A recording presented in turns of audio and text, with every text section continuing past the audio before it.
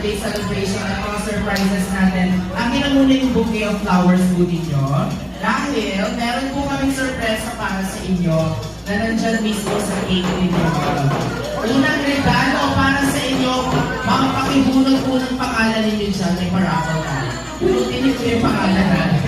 Yung Lisa at 60 pa rin yung bunutin yan. Sige, bigyan natin ng daan si Ma'am.